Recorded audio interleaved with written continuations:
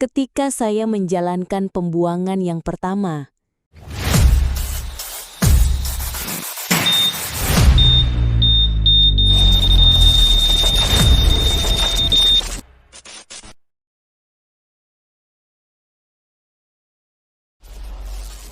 Maret 1922, saya cukup diiringi oleh buku, walaupun tiada lebih dari satu peti besar.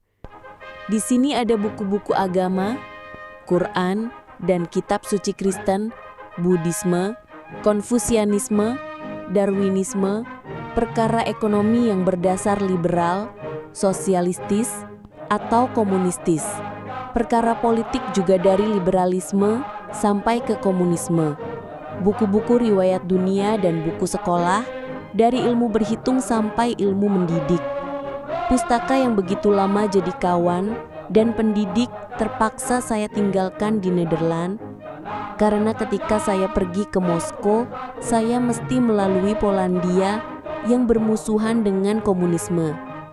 Dari beberapa catatan nama buku di atas, orang bisa tahu kemana condongnya pikiran saya. Di Moskow saya cocokkan pengetahuan saya tentang komunisme. Dalam waktu 8 bulan di sini, saya sedikit sekali membaca tetapi banyak mempelajari pelaksanaan komunisme dalam semua hal dengan memperhatikan segala perbuatan pemerintah komunis Rusia, baik politik ataupun ekonomi, didikan ataupun kebudayaan, dan dengan percakapan serta pergaulan dengan bermacam-macam golongan. Di sini saya juga banyak menulis perkara Indonesia buat laporan Komintern. Ketika saya meninggalkan Rusia, memang saya tiada membawa buku apapun, sedang buku peringatan pun tidak. Pemeriksaan di batas meninggalkan Rusia keras sekali. Tetapi sampai di Tiongkok dan kemudian di Indonesia, saya dengan giat mengumpulkan buku-buku yang berhubung dengan ekonomi, politik, sejarah, ilmu pengetahuan, sains, buku-buku baru yang berdasar sosialisme dan komunisme. Mengunjungi toko buku adalah pekerjaan yang tetap dan dengan giat saya jalankan. Nafsu membeli buku baru, lebih-lebih yang berhubungan dengan ekonomi Asia, membikin kantong saya seperti boneka yang tiada berdaya apa-apa. Tetapi tiada banyak bahagia yang saya peroleh. Sebab kelumpuhan otak seperti saya sebutkan di atas, maka tak lebih dari 1 jam sehari saya bisa membaca buku bertimbun-timbun itu. Saya terpaksa menunggu sampai kesehatan membenarkan, tetapi rupanya pustaka tak bisa mengawani saya.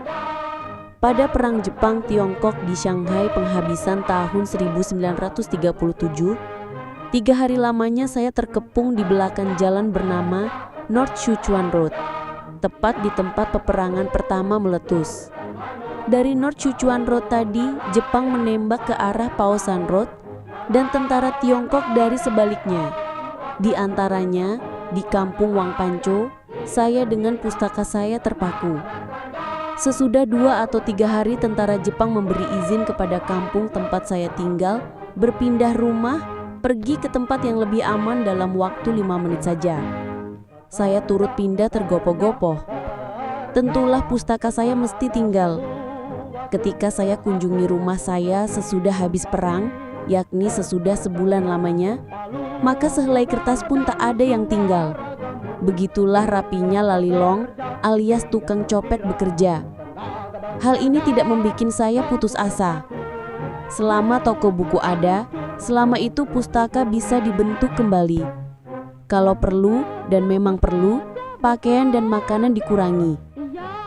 Sampai saya ditangkap di Hong Kong pada 10/10/1932, saya sudah punya 1 peti pula. Sesudah 2 bulan di dalam penjara, saya dilepaskan buat dipermainkan seperti kucing mempermainkan tikus.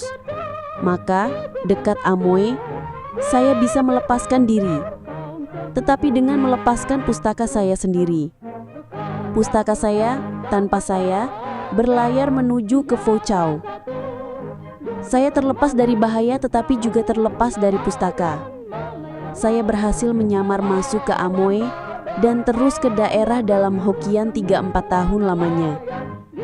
Muka rumah Tuan Tan Kin Chan, di sanalah sekarang di dalam tebat atau empang bersemayam buku Kapitol terjemahan Das Kapital ke bahasa Inggris. Pinjaman saya, Tan Hoseng, dari Raffles Library di Singapura. Sesudah 2 atau 3 minggu Singapura menyerah, saya coba dengan perahu menyeberang ke Sumatera, tetapi gagal karena angin sakal. Saya terpaksa mengambil jalan Penang Medan. Hampir 2 bulan saya di jalan antara Singapura dengan Jakarta, melalui Semenanjung Malaka, Penang, Selat Malaka, Perahu Layar, Medan, Padang, Lampung, Selat Sunda, Perahu, dan Jakarta. Di jalan saya bisa beli buku karangan Indonesia, di antaranya Sejarah Indonesia, yang mesti saya sembunyikan pula baik-baik, sebab dalamnya ada potret saya sendiri. Inilah pustaka saya dulu dan sekarang. Ada niatan buat membeli sekarang, tetapi banyak keberatan. Pertama uang, kemudian banyak buku mesti datang dari luar negeri, dan ketiga, daripada dicatat dari 1 atau 2 buku, lebih baik jangan dicatat atau catat dari luar buku, ialah ingatan sama sekali. Seperti maksud saya tentang Madilog ini. Biasanya buku-buku referensi yang dipetik atau pustaka itu ditulis di bawah pendahuluan. Biasanya diberi daftar pustaka yang dibaca oleh pengarang. Tetapi dalam hal saya, di mana perpustakaan tak bisa dibawa, saya minta maaf untuk menulis pasal terkhusus tentang perpustakaan itu. Dengan ini, saya mau singkirkan semua persangkaan bahwa buku Madilog ini semata-mata terbit dari otak saya sendiri. Sudah tentu seorang pengarang atau penulis manapun juga, dan berapapun juga adalah murid dari pemikir lain, dari dalam masyarakatnya sendiri atau masyarakat lain. Sedikitnya ia dipengaruhi oleh guru, kawan sepaham, bahkan oleh musuhnya sendiri. Ada lagi, walaupun saya tidak akan dan tidak bisa mencatat dengan persis dan cukup perkataan, kalimat, halaman, dan nama bukunya, pikiran orang lain yang akan ditemukakan, saya pikir tiada jauh berbeda maknanya daripada yang akan saya temukakan. Al-Ghazali pemikir dan pembentuk Islam, kalau saya tiada keliru pada satu ketika kena samun. Penyamun juga rampas semua bukunya. Sesudah itu Al-Ghazali memasukkan semua isi bukunya ke dalam otaknya dengan mengapalkannya. Bahagia, gunanya menghafal itu, buat Al-Ghazali, sekarang sudah terang sekali kepada kita. Pada masa kecil memang saya juga menghafal, tetapi bukan dalam bahasa ibu, melainkan dalam bahasa Arab dan Belanda. Tetapi ketika sudah sedikit berakal, saya sesali dan saya bantah kebiasaan saya itu. Pada ketika itu saya sadar bahwa kebiasaan menghafal itu tiada menambah kecerdasan, malah menjadikan saya bodoh, mekanis seperti mesin. Yang saya ingat bukan lagi arti sesuatu kalimat, melainkan bunyinya atau halaman buku di mana kalimat tadi tertulis. Pula kalau pelajaran itu terlalu banyak, sudahlah tentu tak bisa diapalkan lagi. Tetapi saya juga mengerti gunanya pengetahuan yang selalu ada dalam otak. Begitulah saya ambil jalan tengah, padu yang baik dari kedua pihak. Apalkan? Ya, apalkan. Tetapi perkara barang yang sudah saya mengerti betul, saya apalkan kependekan atau intinya saja.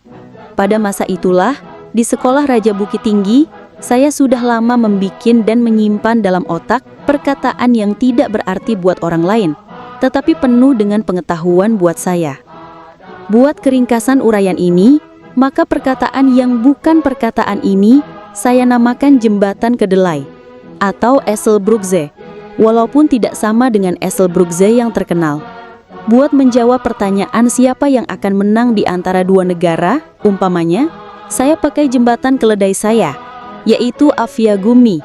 A huruf yang pertama mengandung perkataan Inggris ialah armamen.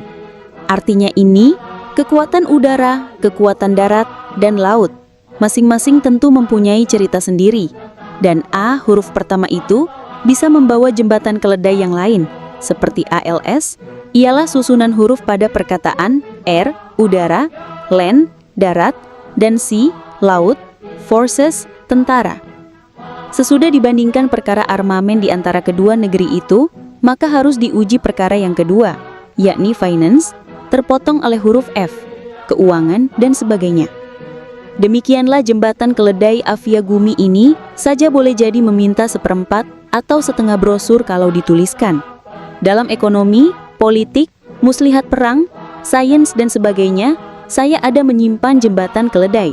Kalau buku penting yang saya baca ada dalam bahasa Inggris, maka jembatan keledai saya susunannya tentu dari permulaan atau sebagian perkataan Inggris.